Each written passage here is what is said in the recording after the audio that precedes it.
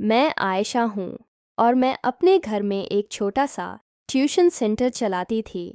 11वीं और 12वीं जमात के तलबा मेरे पास पढ़ने आते थे। ट्यूशन से माहाना अच्छी आमदनी हो जाती थी, लेकिन घर के तमाम खर्चे इसी में निकल जाते। कई हजार रुपए कमाने के बावजूद घर की छोटी छोटी ज़रूरियात भी पूरा करना मुश्किल हो जाता। फिर भी जो कुछ मिलता इसी में गुजारा कर लेती थी। एक दिन एक 65 साला बूढ़ा शख्स अपने 18 साला नवासे को मेरे ट्यूशन पर ले आया। वो शख्स एक लग्जरी कार में आया था। इसके कपड़े महंगे ब्रांड के थे और बात करने का अंदाज भी अमीर लोगों जैसा था। उसकी शान देखकर मेरी आंखें चमक उठीं। मैंने तारुफ पूछा तो उसने कहा, मैं राय साहब हूँ, ये मेरा नवासा आरमान है, मैं उसे पढ़ाने लाया हूँ। मैं हैरान थी कि इतना अमीर शख्स उन अपने निवासी को मेरे जैसे छोटे ट्यूशन पर क्यों लाया। शहर में तो बड़े बड़े एकेडमीज थे। मैंने यही सवाल किया तो राय साहब ने मुस्कुराते हुए कहा, आयशा बैठी, अगर आप उसे 18 साल का समझ रही हैं तो सुन लें, वो 19 साल का है। इसकी 12वीं जमात पास करने की उम्र गुजर चुकी है। पिछले 3 साल से वो बार बार फेल हो रहा है। बड़े कोचिंग सेंटर्स में भी भेजा गया, लेकिन कोई फ़ायदा नहीं हुआ। आपका नाम एक दोस्त ने बताया कि आप सादा तरीके से पढ़ाते हैं, बड़े उदारे नहीं कर पाते, तो कभी कभी एक सादा इस्ताद कर दिखाता है। मैं बड़ी उम्मीद लेकर आया हूँ कि आरमान इस बार ज़रूर पास हो जाएगा। राय साहिब की बातों में सच्चाई थी। मैंने नवासे को कबूल कर लिया। इस दिन से आरमान मेरे पास पढ़ने आने लगा। मैं दूसरे तलबे से कम फीस लेती थी, लेकिन राय साहिब से नवासे की फ़ीस किधरे ज़्यादा बता दी। वो बगैर झिझक अदा कर देते। पहले महीने की फ़ीस पूरे एडवांस में दे दी।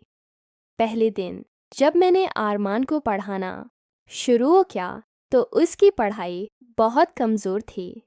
इसकी तवज्जो किताबों की बजाय फ़ोन और दीगर चीज़ों पर रहती। ये सिलसिला पहले चंद दिन चलता रहा। तीसरे दिन राय साहब नवासे की प्रोग्रेस पूछने आए। मैंने बताया कि आरमान की बुनियाद बहुत कमज़ोर है, इस पर खुसूसी तवज्जो और इजाफी क्लासेस की ज़रूरत है, इसलिए फ़ीस भी ज़्यादा होगी। राय साहब ने फ़ौरन कहा, आप जो चाहें ले लें, बस मेरा नवासा इस साल पास हो जाए। मैंने इजाफी क्लास का बंदोबस्त कर लिया। दोपहर 2 बजे के बाद देगर तलबा चले जाते तो आरमान शाम 5 बजे तक रह जाता। एक दिन जब सब चले गए तो मैं पानी पीने किचन चली गई। वापस आई तो देखा कि आरमान मोबाइल पर कुछ देख रहा है। इसका फ़ोन बहुत महंगा था, तकरीबन 2.5 लाख का। मैंने फ़ौरन फ़ोन ले लिया। आरमान बहुत ज़िद्दी निकला। फ़ोन वापस करने के लिए झगड़ने लगा। इस झगड़े में मेरा दोपटा थोड़ा सा सिरकने लगा। इसकी नज़र एक लम्हे के लिए गलत जगह चली गई।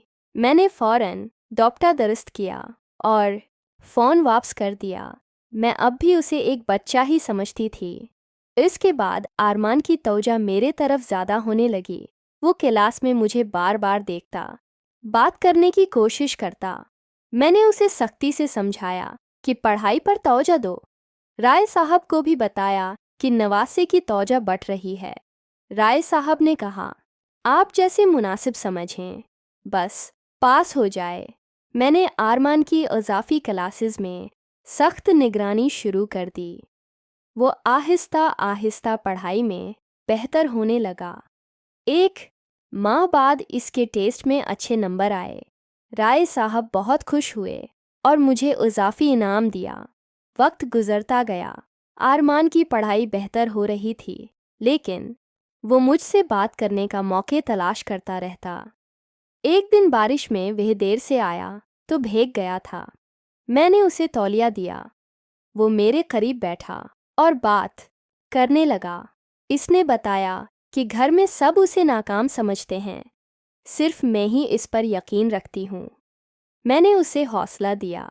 आहिस्ता आहिस्ता इसका रवैया बदलने लगा। वो पढ़ाई पर तवज्जो देता और मुझे एहतराम से देखता।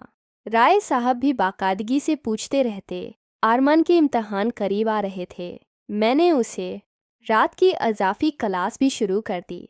एक रात देर हो गई तो राय साहब खुद लेने आए। उन्होंने मुझे शुक्रिया अदा किया और कहा कि आपने मौजिज़ा कर दिया है। इम्तहान के बाद आरमान पास हो गया। राय साहब ने मुझे बहुत बड़ा तोहफा दिया और आरमान ने भी शुक्रिया कहा। इसके बाद आरमान कॉलेज चला गया, लेकिन कभी कभी मिलने आ जाता। मेरी ज़िंदगी में यह एक अच्छा तजुर्बा था। मैंने बहुत कुछ सीखा कि अमीर लोग भी सादा रास्ते तलाश करते हैं। इम्तिहान पास होने के बाद आरमान ने कॉलेज में दाखिला लिया। वो कभी कभी मेरे घर आता और पुरानी याद ताज़ा करता।